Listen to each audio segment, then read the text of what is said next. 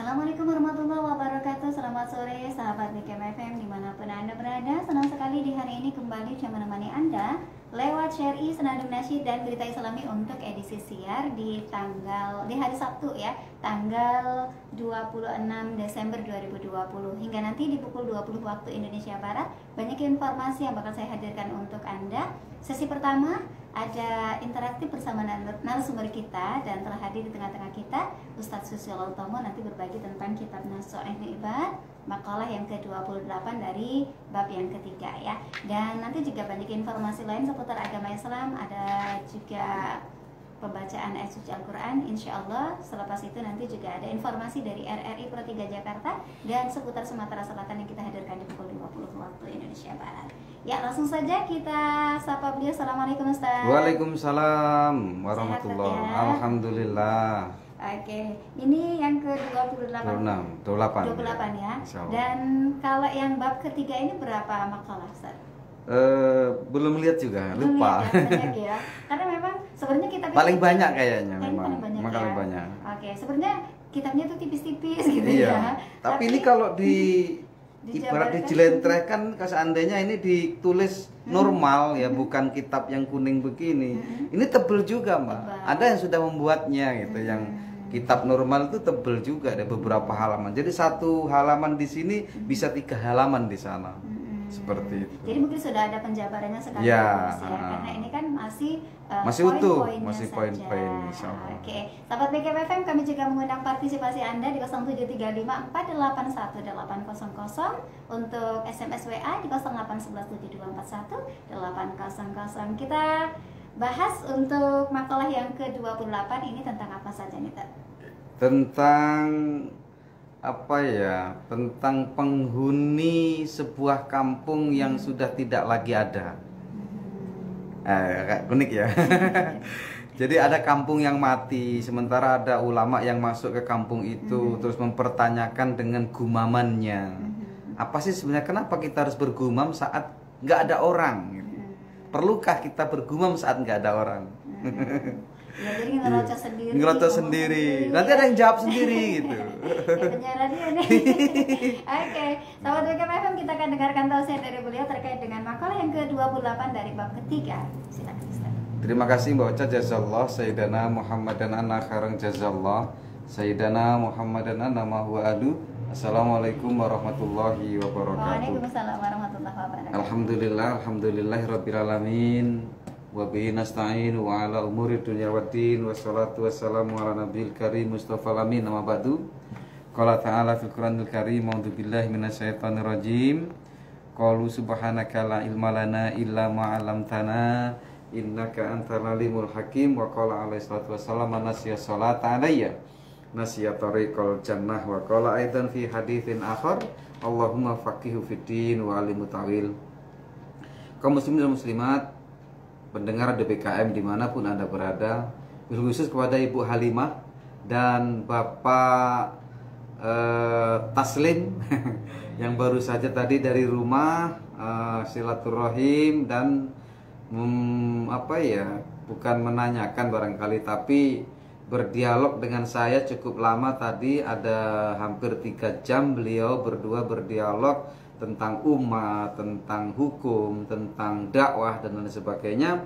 Semoga beliau mendengarkan hari ini insya Allah.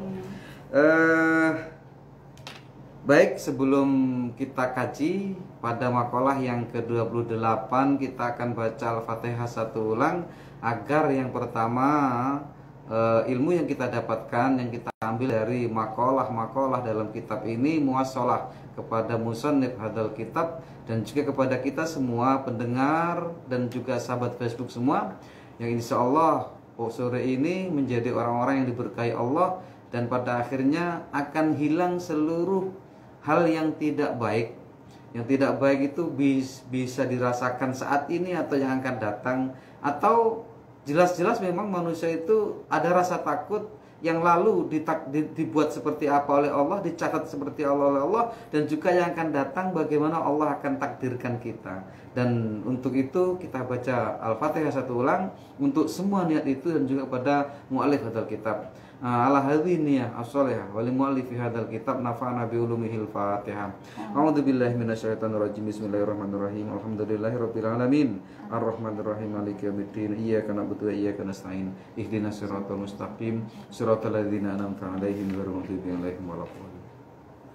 Baik, al-maqalatu tsaminatu wal ishrun, yaitu makalah yang ke-28. An Shalihin al-Marqidi. Jadi Al-Marqidi boleh disebut juga Al-Marqadi barangkali, karena memang Al-Ajnabi atau orang asing di dalam proses pencatatan kitab atau nama orang yang bukan orang Arab. Seperti kalau Ahmad, jelas Ahmad, nggak boleh dibaca Uhmad kan gitu. Tetapi kalau yang Ajnabi Mbak, itu sering kita bacanya keliru. Misal nih, At-Turmudi apa At-Tirmidzi apa At-Tarmidzi. Itu tiga-tiganya bisa itu Mbak. Karena memang ternyata At-Turmudi, At-Tarmidzi dengan At-Tirmidzi itu bukan orang Arab, orang Ajnabi, dia orang yang di luar. Dan masih banyak kalimat-kalimat yang lain yang bisa seperti As-Subki atau As-Sabaki. Nah itu kan, atau As-Sibaki. Semuanya bisa itu. Kenapa? Ya karena memang dia bukan Al-Ajnabi. Nah sama halnya dengan ini, Sholeh Al-Marqidi atau Al-Marqadi. Yang jelas beliau ini adalah, insya Allah maksudnya adalah orang Indonesia yang terkenal dengan nama Sholeh Darat. Kenapa disebut Sholeh Darat? Karena beliau itu menyampaikan dakwahnya di sebuah dusun bernama Darat, dan itu di Jepara Mbak, Jepara Jawa. Dan memang beliau ini sangat fenomenal, kitabnya juga banyak, tapi memang jarang dikenang. Karena kitabnya nggak tebel-tebel Mbak, nggak seperti Imam An-Nawawi gitu loh. Padahal beliau itu luar biasa. Siapa? Termasuk Syekh Hasyim Asy'ari itu juga berguru kepada beliau.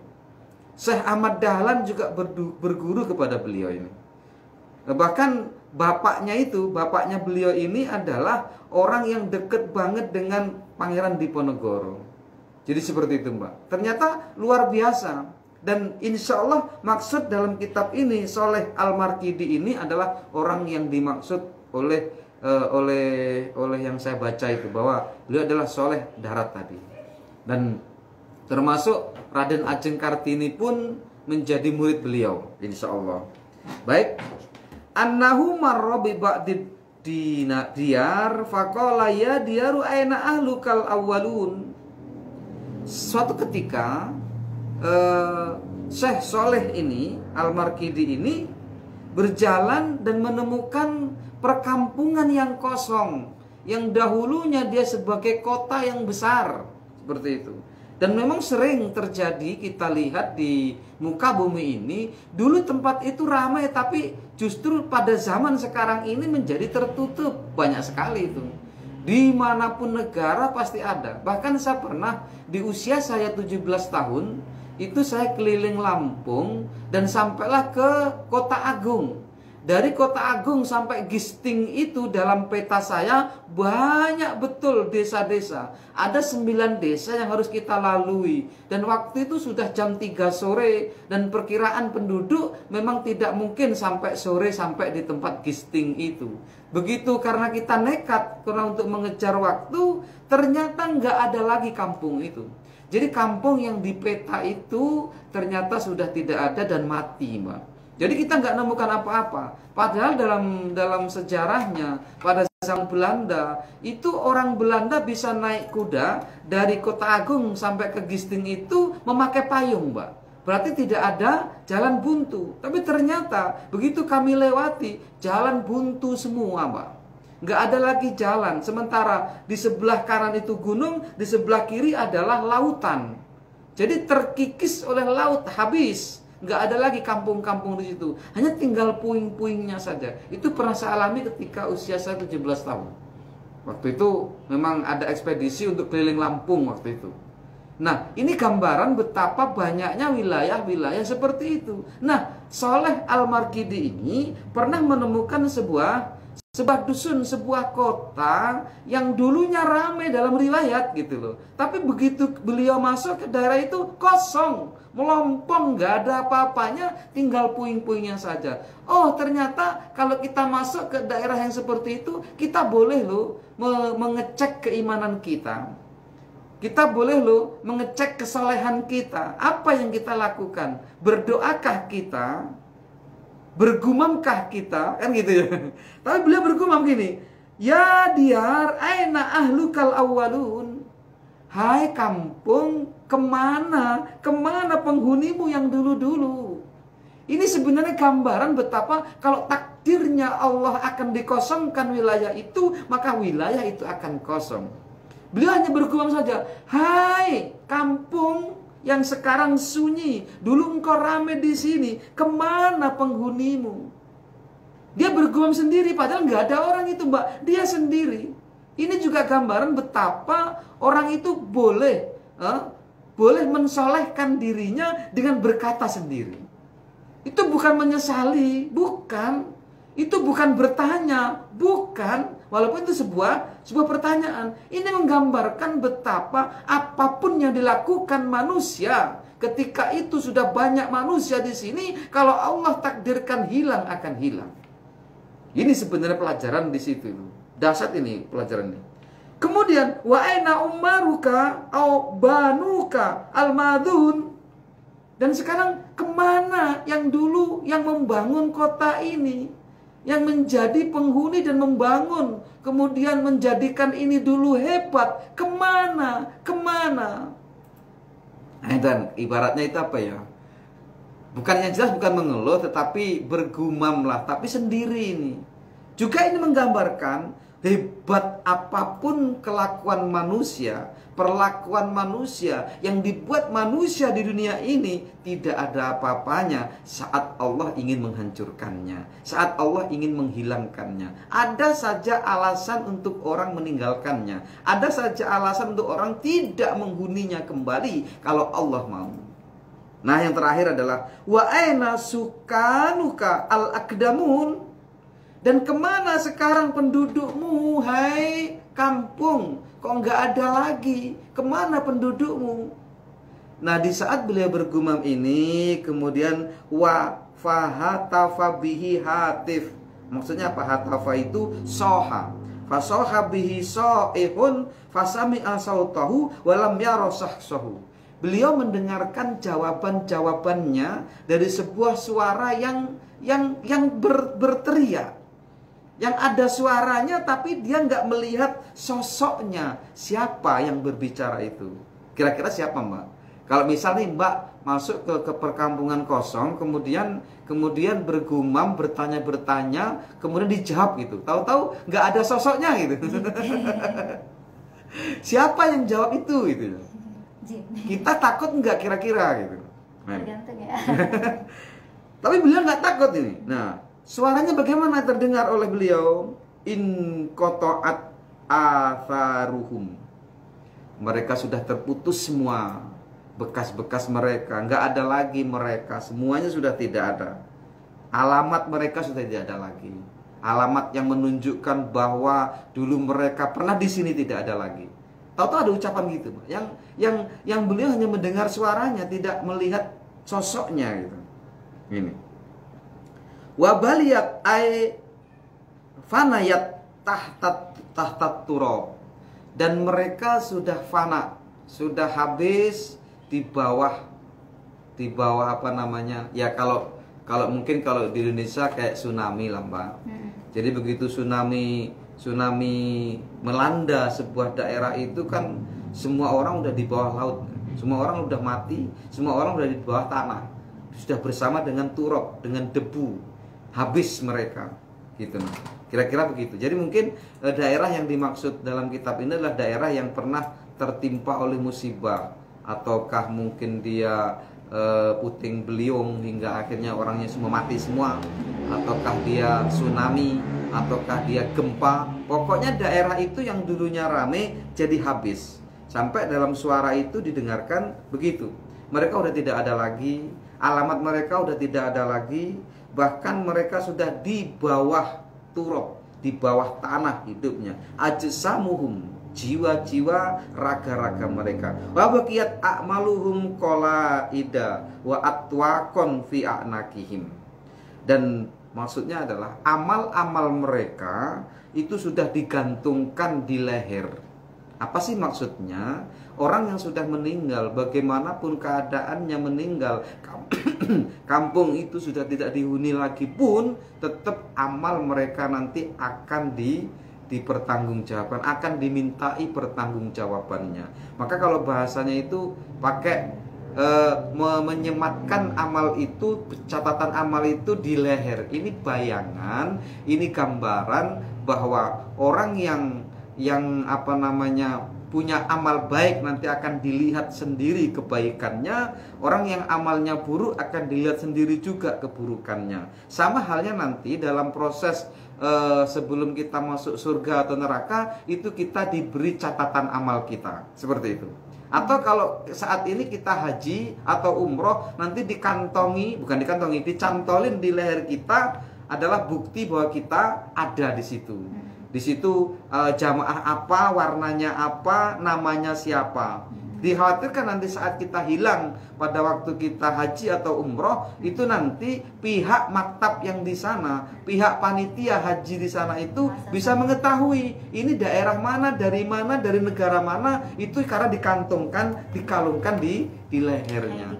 Nah, edikatnya itu, atau di situ juga ada amalan-amalan yang harus dibaca hari-harinya saat dia melakukan umroh atau melakukan haji. Ini juga gambaran penghormatan kepada manusia itu. Allah sebenarnya juga menghormati manusia bagaimanapun keadaannya, gitu loh. Bagaimanapun sebelumnya dia, Allah tetap mengorangkan dia. Orang jahat pun akan dihitung nanti, nggak kemudian dihilangkan begitu saja. Berarti sebenarnya di akhirat nanti, apakah kita termasuk orang yang baik ataukah buruk, itu juga harus disyukuri sebenarnya. Kenapa disyukuri? Karena ternyata kita masih dihitung oleh Allah. Berarti hidup kita di dunia ini bagian dari hidup kita nanti di akhirat. Allah memperhitungkan kita juga. Kita diorangkan sebagai orang. Alangkah nggak enaknya kalau kita hidup di dunia ini, sementara Allah tidak menganggap kita hidup. Ini yang sulit. Bagaimana kemudian kalau orang tadi yang di kampung itu sudah binasa semua, sudah habis semua, apakah selesai dari situ? Tidak, ternyata kaum muslimin. Ini juga gambaran bahwa orang yang hilang pun akan ketemu nanti. Orang yang sudah di bawah tanah pun akan ketemu nanti dengan amalnya. Orang yang sudah hilang mungkin gak dikenang lagi karena gak ada yang mengenang lagi.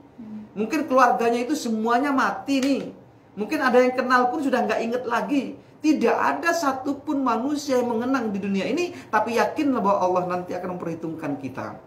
Dan itu syukur kita, berarti kita diorangkan. Makanya dalam banyak riwayat sufi itu diorangkan oleh Allah itu sebuah kesyukuran gitu loh. Bagaimana kalau kita dibiarkan gitu? Bahkan kan pernah saya ceritakan, mungkin saya ceritakan kembali, dan baik sekali cerita itu. Ada seorang yang Masya Allah ahli ibadah dia.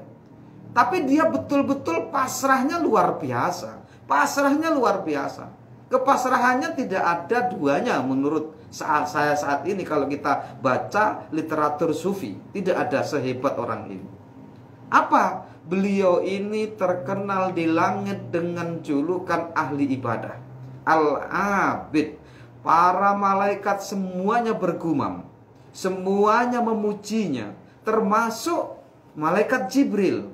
Saat malaikat Jibril mengagungkan nama orang ini, Allah dengar tuh. Kemudian malaikat dibilangin sama Allah, "Hei Jibril, kenapa engkau itu heran dengan dia? Iya ya Allah, hebat banget dia itu. Ahli ibadah, ahli sedekah, ahli ilmu, orangnya sopan, nggak sombong, selalu mengedepankan masyarakat, mengedepankan umat, urusan dia belakangkan. Pokoknya dahsyat. Andai di langit itu ada media sosial, maka seluruh media sosial akan memberitakan dia. Saking hebatnya orang ini. Sampai malaikat Jibril pun terpengaruh oleh malaikat-malaikat lain karena memuji dia. Apa jawab Allah? Jibril, kamu gak usah heran dengan orang itu. Coba sekarang kamu lihat catatan amalnya. Ya kan tuh Mbak? Dilihat oleh Jibril, di golongan A gak ketemu, golongan B gak ketemu, golongan C gak ketemu, sampai golongan M baru ketemu. Muhammad Arifin misal tuh. Dilihat, huwa finnar. Terakhirnya ditakdirkan dalam catatan Allah, dia di neraka. Coba. Semua malaikat sedih melihat mendengar itu. Malaikat Jibril kemudian cerita dengan malaikat-malaikat yang lain. Ini kayak mana? Orang sebaik itu kok Allah takdirkan di neraka. Ya Allah, izinkan aku, kata Jibril, untuk menemuinya, untuk mengabarkan kepada dia, ya, bahwa kamu nanti di neraka loh, gitu loh. Kamu nanti di neraka, jangan kamu sekarang bangga dengan amalanmu.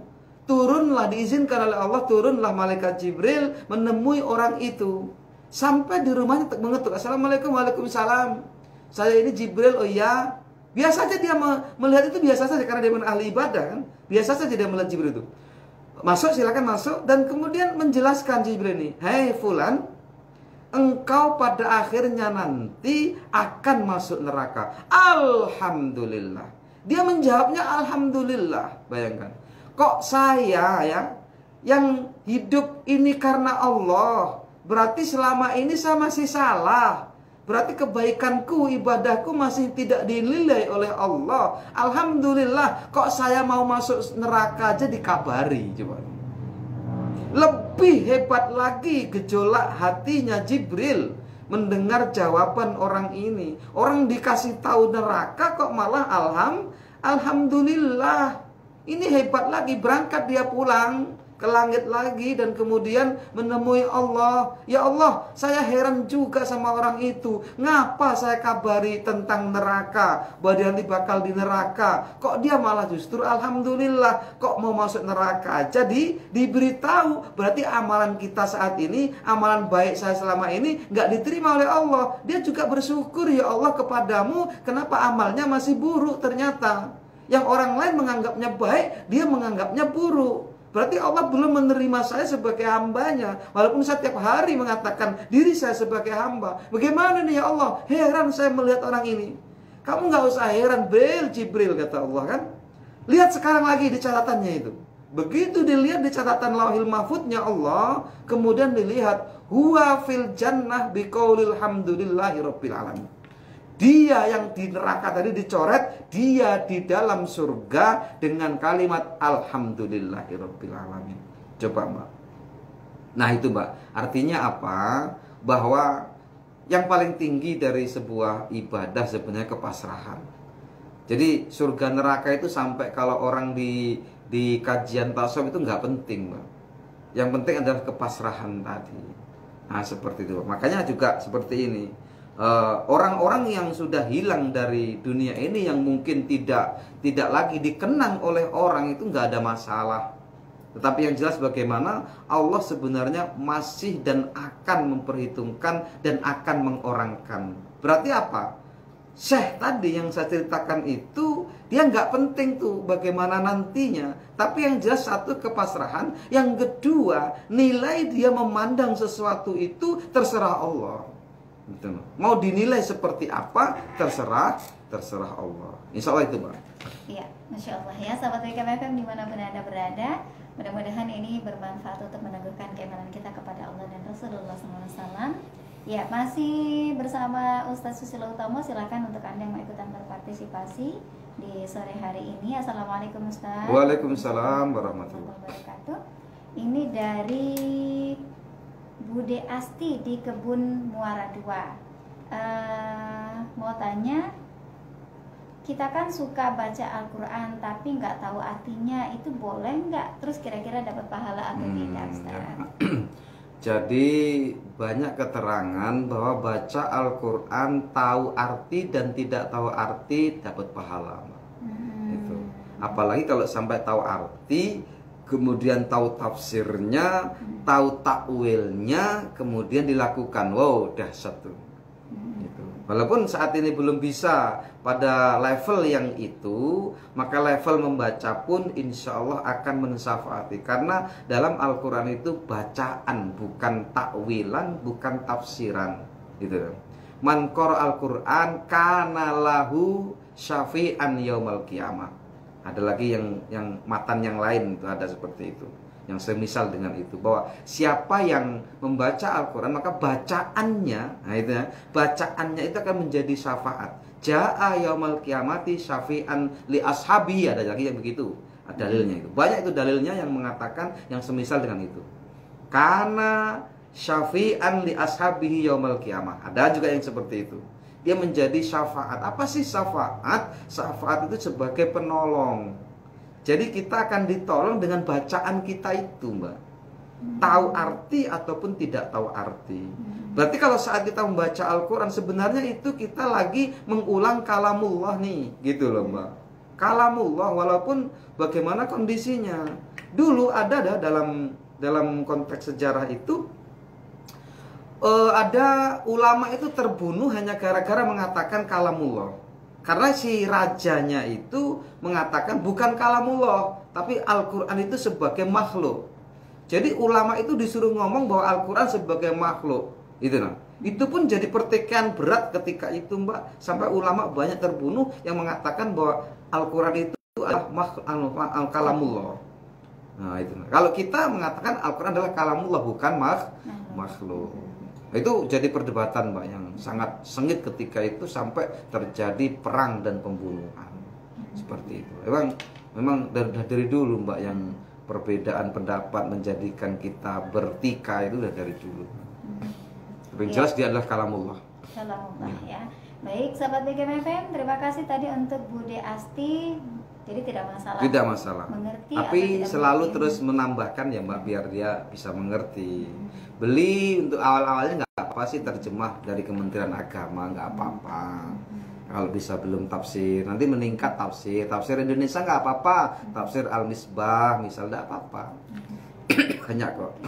Ya, sahabat BGMFM, lanjut lagi. Silakan untuk Anda yang mau ikutan berpartisipasi di 0735481800, SMS WA-nya 0811724180. Assalamualaikum Ustaz. Waalaikumsalam warahmatullahi wabarakatuh. Saya mau tanya, ada orang berbuat zina, itu sama suka, terus nikah, kira-kira dosa nggak? Nah, ini masalahnya gitu, nah. Jadi dosa zinanya tetap, Mbak. Dan zina yang belum pernah punya istri, belum pernah punya suami, itu zinanya apa? Dendanya. Ghairu musan berarti kan dia kan bujang gadis gitu. Kalau bujang gadis itu didera, Mbak. Didera 100 kali. Tapi kalau yang pernah punya suami, pernah punya istri, atau sedang punya suami, sedang punya istri berzina, itu hukumannya rajam sampai mati. Itu bedanya. Nah, bagaimana kalau kemudian kita hidup di negara yang tidak menerapkan hukum itu, kemudian kita menikah? Yaitu kalau dalam kompilasi hukum Islam boleh. Makanya sudah kita bahas kemarin tuh, Mbak ya. Sudah kita bahas belum ya? Sudah sempat. Sempat ya. Bahwa gini loh, Mbak. Orang yang menikah dalam keadaan istrinya sudah hamil, itu pun boleh dinikahi, gitu loh. Dalam kompilasi hukum Islam, walaupun konsekuensi setelah itu juga banyak.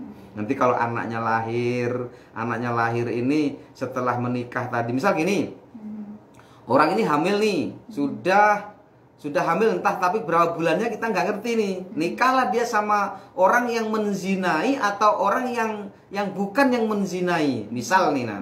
Kemudian setelah dia nikah tadi kan kumpul lagi nih, kumpul suami istri walaupun istrinya sudah hamil. Karena apa? Hamil yang belum ada akad itu dianggap tidak hamil, dalam kitab itu disebutkan. Nah, itu loh, Mbak. Nah, begitu nanti dihitung dari dia nikah dan kemudian mengumpuli istrinya itu, kok lebih dari 6 bulan lahirnya anak, maka anak ini dinisbatkan kepada bapaknya. Nah, ada yang dalam konteksnya di kitab Bughyatul Mustarsyidin seperti itu. Bughyatul Mustarsyidin ada kitabnya itu. Nah, begitu nanti setelah dia menikah, kemudian kumpul sama istrinya, kok kemudian dihitung itu kurang dari 6 bulan, misal 5 bulan, kemudian keluarlah bayinya, maka dia bukan anaknya. Walaupun yang menikahi dia, walaupun yang menzinai dia, itu nggak ada urusan dalam kitab itu. Mau yang nikah itu yang menzinai atau orang lain. Begitu 5 bulan kok lahir setelah dia menikah secara resmi tadi, maka anak itu bukan anaknya. Walaupun mungkin dia yang menzinainya. Hati-hati itu, jangan mudah-mudah. Sekarang ini kan Masya Allah, anak-anak ini Masya Allah. Malah nanti dipestain, Ustaz. Dipestain lagi, udah gendut dipestain. Nah itu Mbak, itu mazhab Asy-Syafi'i seperti itu, insya Allah. Oke, jadi itu tadi kalau misalnya tetap dikatakan zina dan untuk yang ghairu muhsan atau yang belum menikah tadi, maka itu didera Ya. sampai 100 kali, 100 kali. ya. Tapi kalau memang dia sudah menikah alias selingkuh, maka dirajam sampai mati. Itu cara merajamnya apakah sampai di dipendam Ya. badannya? Di perempatan jalan, kemudian dipendam badannya, tinggal kepalanya, dan ditimpu oleh batu-batu kecil. Nggak boleh batu besar, Mbak. Kalau batu besar itu dia akan cepat mati. Batu kecil, kerikil itu sampai dia mati. Dia biar merasakan bagaimana sakit ketika dilempari batu itu. Sebagaimana dia saat melakukan zina itu kan semua badannya ikut merasakan nikmat. Nah itu, Mbak. Ya. Sebenarnya itu bisa menjadi efek jerah bagi yang lainnya ketika menyaksikan, karena ini ditempatkan di perempatan ya, biar orang tahu bisa melihat semuanya. Masya Allah. Oke, lanjut lagi. Assalamualaikum Ustaz. Waalaikumsalam warahmatullahi wabarakatuh. Ini dari hamba Allah di Martapura, Pak Ustadz. Kalau kita berada di daerah yang pernah diazab oleh Allah Subhanahu Wa Taala, katanya kita harus nangis. Kalau enggak ya sebisa mungkin nangis gitu. Apakah benar Ustaz?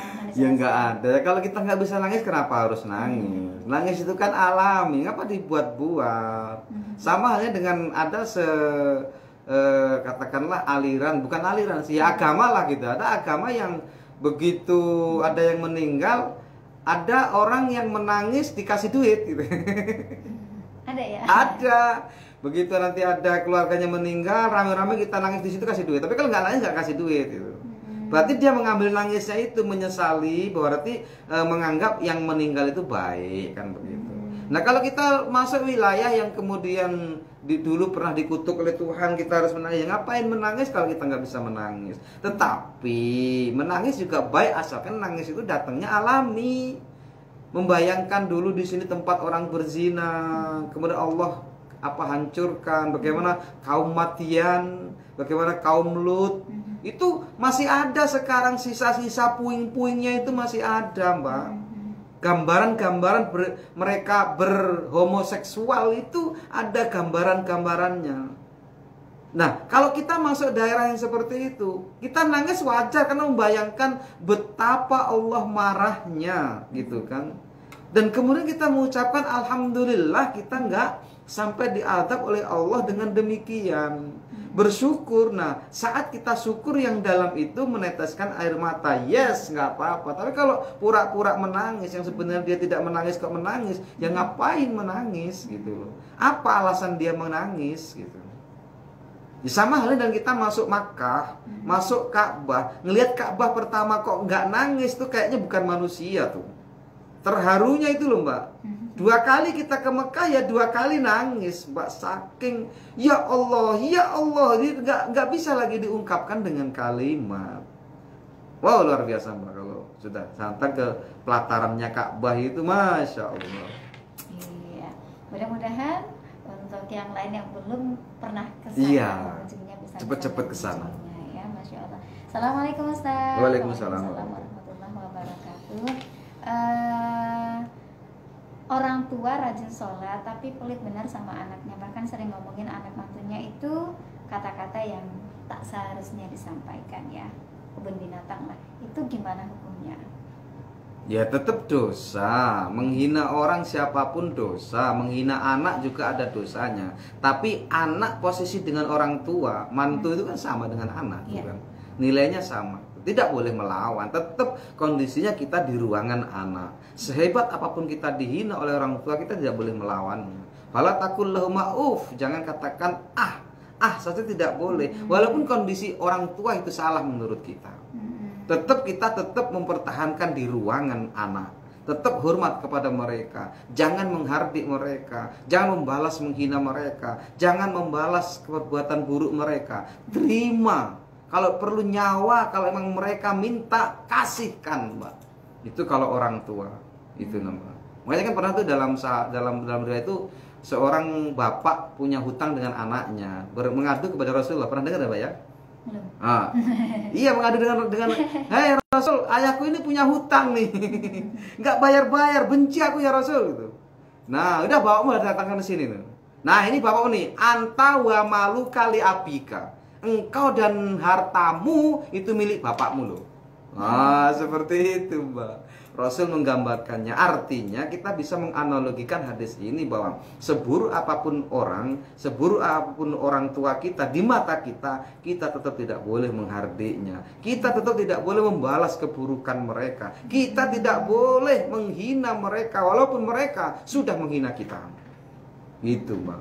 Tetap nanti kalau kita menghina tetap dosa, Mbak. Walaupun mereka sudah menghina kita. Itu khusus untuk orang tua. Apakah dia orang tua sebagai mantu kita, sebagai mantu mereka, atau memang betul-betul orang tua yang kita dari rahimnya atau dari maninya seorang bapak kita jadi anak ini, Mbak. Itu nggak boleh, Mbak. Jangan pernah. Kalaupun toh kemudian nanti dia berdosa, yes, itu tapi di hadapan Allah, hubungan dia dengan Allah biarkan saja, bukan urusan kita sebagai anak. Tapi di ruangan anak jangan pernah, pokoknya jangan pernah meninggalkan posisi sebagai anak. Itu, Mbak. Jadi dosa orang tua tetap silahkan, tidak ada masalah. Kita sebagai anak tidak boleh membalas keburukan orang karena tua. Semua yang ada pada diri kita itu sebenarnya ya, milik mereka. Kita, ya. Mungkin kita berhasil sebagai seorang polisi atau seorang tentara, seorang apapun itu, jasa orang tua ada melekat di sana. Yes, nah itu, Mbak. Lanjut lagi, silakan untuk Anda sahabat BKM FM di 0735481880. Ini SMS kembali. Assalamualaikum Ustaz. Waalaikumsalam warahmatullahi wabarakatuh. Dari Cici di Kota Baru. Pak Ustadz, bagaimana cara taubat seorang pencuri? Dia kan pernah mengambil hak milik orang lain. Itu ada di kitab Riyadhus Shalihin tuh. Di dalam kitab Riyadhus Shalihin itu di bab tobatnya mengatakan orang yang bertobat, yang ada hubungannya dengan harta orang lain, maka di samping dia an-nadamah, ada an-nadamah. Apa nadamah? Nadamah itu adalah penyesalan. Penyesalan sedalam-dalamnya. Kemudian wa'ala ya'uda, dan dia tidak mengulangi kembali yang ditobati tadi, ya. Nah, kemudian apa? Mengembalikan haknya ibad. Jadi kalau kita punya dosa yang berhubungan dengan harta orang, misal kita mengambil hak orang lain dan kemudian kita bertobat, maka harta itu harus dikembalikan kepadanya. Seberapapun. Misal jenengan maling tetangga nih ayam, kembalikan uang sebesar ayam itu. Jangan malu-malu. Pak, saya datang ke sini, pernah saya maling uang bapak, pernah saya maling ayam bapak. Dulu pernah saya jual harganya 200, Pak. Ini tolong diikhlaskan, Pak. Coba, berani nggak kira-kira kalau tobat seperti itu? Makanya tobat maling itu lebih berat, Pak, dibandingkan tobat zina. Gitu loh. Tobat maling itu lebih dibandingkan tobat yang lain. Karena apa? Harus mengembalikan, Mbak. Mengembalikan kepada orang yang kita rugikan tadi. Kalau tobat karena kita menghina, mudah. Datang ke rumahnya, minta maaf karena pernah menghina, karena mungkin pernah menfitnah. Datang ke orangnya, minta maaf, selesai. Tapi kalau kita bertobatnya itu karena sesuatu yang berurusan dengan harta, maka kita kembalikan harta itu kepada yang kita tobati tadi. Kalau kondisi misalnya nih, si pencuri tadi dalam kondisi yang tidak mampu juga untuk mengembalikan itu, nah itu solusinya. Datang ke rumahnya. Saya belum mampu dan itu sebagai hutang. Kok kemudian nanti orang yang punya harta itu, ya udahlah Mas, kamu tobat itu saya udah seneng kok, udah nggak usah difikirkan lagi. Nggak apa-apa, berarti ikhlas dia, ridho dia. Tapi tetap harus ngomong bahwa saya hutang sekarang ini. Itu, Mbak, berat itu.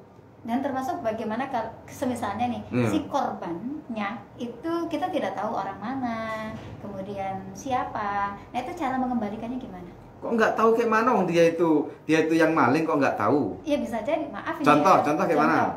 Ngambilnya di jalan gitu ya, gerandong misalnya. Kita nggak tahu siapa orangnya. Oh gitu. Ini kan masih dalam kategori ya. Iya kategori. Iya oke. Itu gimana caranya? Ya kalau memang dia nggak tahu ya kembalikan kepada agama lagi, kembali kepada ibadah sosial. Ya kita berikan ke masjid, kita berikan ke pantai asuhan. Itu, Mbak. Saya mengembalikan uang ini, saya bersedekah ke masjid ini untuk saya pernah menjamret orang di jalan. Nilai jambretan itu pernah saya jual 1 juta, maka saya akan niatkan ini untuk kembalikan kepada dia karena saya nggak tahu dia itu siapa. Itu Mbak, harus dikembalikan pokoknya. Saya nggak bawa itu kitabnya, saya lupa nih. Ada hadisnya Mbak di kitab Riyadhus Shalihin ada. Jadi rujukannya ke Riyadhus Shalihin. Riyadhus Shalihin. Jadi bab tobat bisa dibuka Riyadhus Shalihin bab tobat gitu. Itu kalau di itu kan ada Google, jilid 1, jilid 2, jilid berapa gitu kan? enggak, 1 jilid Langsung aja. Oh, 1 jilid aja. Riyadhus Shalihin 1 jilid aja. Oke, jadi itu tadi untuk Cici, Masya Allah ya. Jadi taubatnya seorang pencuri harus mengembalikan Apa yang ada dicurinya. Nah, termasuk kalau misalnya dia sampai membunuh, maka itu ada hukum kisos juga kalau Iya, bener itu. Man qatala qutila. Siapa yang membunuh harus dibunuh. Nah itu Mbak. Nyawa dengan nyawa. Nyawa dengan nyawa. Bahkan Allah itu saking Mbak ya, saking menghormati makhluk. Allah itu saking memandang bahwa kehidupan ini dahsyat, itu sampai begini dalam hadis itu Mbak. Orang semua berkumpul, semua penghuni dunia ini berkumpul untuk membunuh 1 orang, maka yang berkumpul semua ini karena membunuh 1 orang itu akan dijebloskan ke penjara, ke neraka. Bayangkan tuh Mbak. Berarti seakan man qatala nafsan faqat man qatala nafsan wahidan faqat qatala nasa jami'a. Jadi 1 orang itu ibaratnya membunuh iya. manusia ya. Itu saking Allah menghormati sebuah kehidupan. Makanya jangan sampai membunuh itu Mbak. Luar biasa. Banyak keterangan itu yang nanti akan sengsara dia hidupnya di alam barzah. Belum sampai alam yang lain. Di alam barzah saja sudah sengsara dia membunuh itu. Oke. Gitu. Masya Allah ya. Jadi semua yang kita lakukan pasti ada pertanggungjawabannya ya. Lanjut lagi. Assalamualaikum Ustaz. Waalaikumsalam warahmatullahi wabarakatuh. Pak Ustadz, ini dari hamba Allah. Saya sholat asar, tapi lupa apakah itu saya niat sholat asar atau saya niatkan untuk sholat sunnah. Jadi setelah 2 rakaat kemudian saya salam, kemudian saya sholat lagi untuk sholat asar. Itu bagaimana? Nggak apa-apa. Makanya niat itu harus ada dulu loh ya, pendengar ada BKM, bahwa niat itu salah satu rukun Pak. Jadi rukun sholat itu ada yang dalam kitab 18, karena di setiap gerakan ada tumak ninah disebutkan Mbak. Ada yang tumak ninah itu hanya disebut sekali, maka jadi 11 saja itu. Jadi ada kitab-kitab fikih. Kalau di kitab Fathul Qorib itu rukun sholatnya ada 18 Mbak. 18. Dihitung. Setiap tumak ninah dihitung, tumak ninah lagi dihitung. Tapi kalau dalam kitab yang lain itu hanya ada 11. Boleh-boleh saja, silakan, tidak apa-apa. Yang jelas niat masuk dalam rukun. Mau dilafazkan atau cukup di dalam hati tergantung orangnya. Kita yakin. Iya, kita yakin. Ya. Tapi kalau saya khususnya saya lafadzkan juga saya masukkan di dalam hati. Mungkin lebih ke pemantapan hati ketika kita mau melakukan sholat tadi ya. Oke, assalamualaikum Ustaz. Waalaikumsalam warahmatullahi wabarakatuh. Ini dari WA, dari hamba Allah. Pak Ustadz, saya pernah tersenyum ketika sholat karena mendengar sesuatu yang lucu. Nah, itu hukumnya bagaimana Pak Ustadz? Kalau tersenyumnya hanya tersenyum saja, nggak sampai mengeluarkan suara yang membahak-bahak, nggak sampai, ini nggak apa-apa. Nggak apa-apa ya tersenyumnya? Nggak apa-apa. Itu yang boleh pada saat sholat itu apa saja nih Pak? Maksudnya yang boleh kalau rasanya? Mungkin dari gerakan atau apa? Di dalam sholat itu terhitung ada 2 anggota besar, 2 anggota badan, anggota besar, anggota kecil. Kalau anggota kecil mau bergerak terus tidak apa-apa. Misal ini nih anggota kecil, nggak apa-apa. Jari-jari itu termasuk anggota kecil. Tapi kalau tangan anggota besar nih Mbak, ini nggak boleh 3 kali berturut-turut. Makanya kalau sampai anggota besar ini sebenarnya ada nyamuk nih, gatal di sini, gitu aja. Nah ini boleh bergerak, ini boleh nih yang jarinya ini boleh bergerak terus untuk menggaruknya. Tapi yang tangan ini nggak boleh bergerak nih, harus pakai Nah, 2 kali nggak apa-apa. Tapi kalau sampai nggak boleh itu Pak. Batal gerakannya itu. Kalau dia anggota besar. Mata itu anggota kecil itu Mbak. Ngelirik itu nggak apa-apa walaupun itu makruh. Ngelirik itu makruh ya? Makruh. Terus apa lagi ya? Kalau melihat ke atas? Lah iya sama itu ya, itu kan gerakan besar ini Mbak, hati-hati jangan sering-sering gini. Kalau ngelirik aja nggak apa-apa gitu loh, tapi jangan sampai yang menoleh. Ngelirik ya, boleh. Menoleh itu makruh, menoleh itu menoleh nggak boleh Mbak, boleh sampai 3 kali gerakan itu nggak boleh. Ini karena itu anggota besar. Makanya kalau kita mau baca Quran di tengah sholat itu boleh, tapi ngambilnya Al-Quran itu juga harus hati-hati. Misal di kantong sebelah sini, tek, berhenti dulu, ambil yang gerakanlah yang anggota kecil, terus diambil, terus tek gini, terus dibuka tek gini. Jangan, nggak boleh itu Mbak, udah lebih itu. Dalam konteks fikihnya begitu. Makanya harus hati-hati. Jangan sampai berturut-turut 3 kali itu. Berhentilah dulu di tempat kita butuh tadi. Misal garuk tadi, di tempat garuk itu sekali gerakan. Terus yang kecil nggak apa-apa berkali-kali garuknya. Tapi yang badan besarnya jangan sampai lebih dari 3 kali berturut-turut. Itu akan membatalkan sholat. Kalau misalnya ada najis nih, tiba-tiba ada kotoran cicak yang jatuh di depan, itu boleh nggak kita geser sedikit misalnya supaya tidak terkena? Asalkan gerakan besarnya tidak lebih dari 3 kali. Oh, gitu ya? Itu aja Mbak. Mau semua bisa dilakukan. Jangan kan kalau mau gendong anak itu loh boleh. Misal nih ada kita lagi bawa anak nih, terus dia nangis. Seandainya gitu waktu itu kita masih berdiri, dia minta gendongnya, kita gerakin tek sebentar langsung digendong. Enggak apa-apa. Pokoknya hindarkan 3 kali berturut-turut dari anggota badan yang besar. Dan pada saat kita meletakkan atau menggendong itu biasanya kita ada gerakan noleh ya Ustaz? Iya. Enggak apa-apa, enggak ada masalah. Jadi kondisi darurat memungkinkan kita untuk bisa melakukan. Tapi tetap menjaga gerakan. Jangan lebih 3 kali berturut-turut yang anggota besar. Kalau anggota kecil nggak apa-apa, mata berkedip-kedip nggak apa-apa.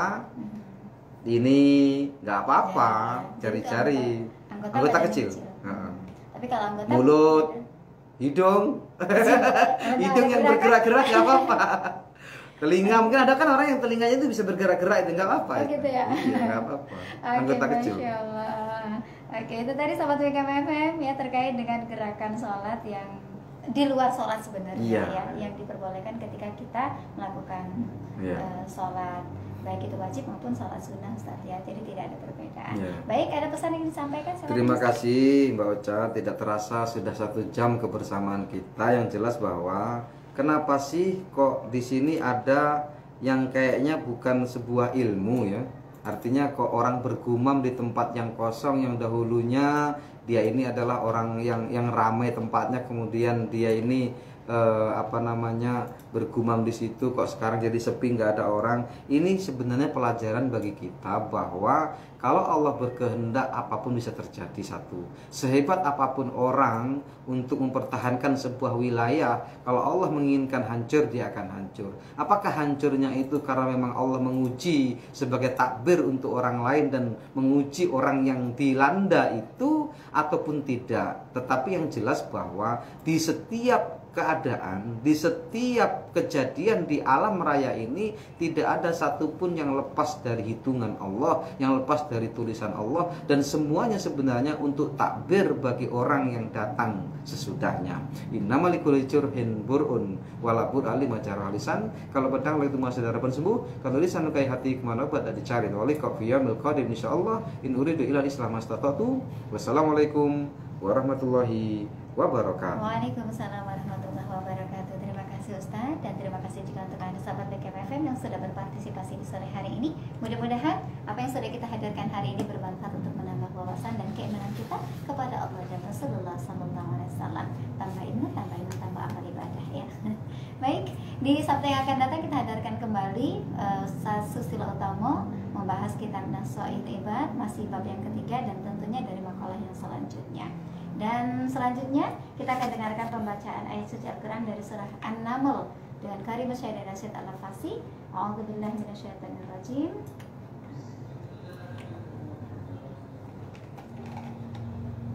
Alhamdulillah.